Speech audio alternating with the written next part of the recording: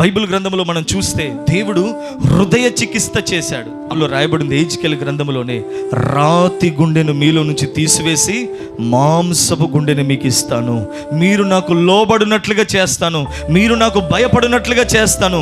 ఇప్పటి వరకు రాతి గుండె చాలా మందిలో ఉంది. రాతి గుండె అంటే చాలా మంది అంటారు, ఏంటయ్యా ఈ రాతి గుండె?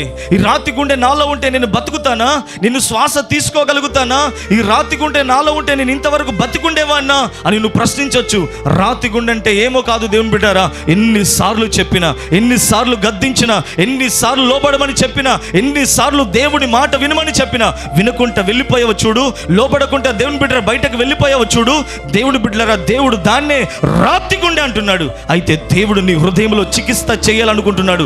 ఎందుకు అనంటే, లోబడి నీ హృదయాన్ని, గర్వముతో ఉన్న నీ హృదయాన్ని, అతిశయంతో హృదయం ఉన్న నీ హృదయం, పాపముతో నిండుకున్న నీ హృదయం, కఠినమైన నీ హృదయమును దేవుడు తీసివేసి మాంసపు హృదయాన్ని దేవుడు నీకు ఇవ్వాలని కోరుకుంటున్నాడు. ఆమేన్ చెప్పు గట్టిగా, హల్లెలూయా. ఈరోజు దేవుని బిడ్డ ప్రతి హృదయంలో దేవుడు ఆయన చికిత్స చేయాలని కోరుకుంటున్నాడు. ప్రతి హృదయంలో దేవుడు ఆపరేషన్ చేయాలని కోరుకుంటున్నాడు. హృదయాలను దేవుడు మార్చాలని కోరుకుంటున్నాడు.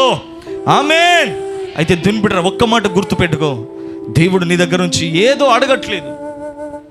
దేవుడు నీ దగ్గర నుంచి అడుగుతుంది, నీ హృదయం నిమ్మని దేవుడు అడుగుతున్నాడు. ఎందుకయ్యా నా హృదయం అంటే, దేవుని బిడ్డ నీ హృదయాన్ని ఆయన తీసుకొని ఆయన హృదయాన్ని నీకు ఇవ్వబోతున్నాడు. ఆమేన్, ఆమేన్. చూడండి, ఇప్పుడు గుండె మార్పిడి జరగబోతుంది. దాని బిడ్డరా, పాప సంబంధమైనది దేవుడు తీసుకొని పరిశుద్ధ సంబంధమైన హృదయాన్ని దేవుడు నీకు అమర్చబోతున్నాడు. ఆమేన్.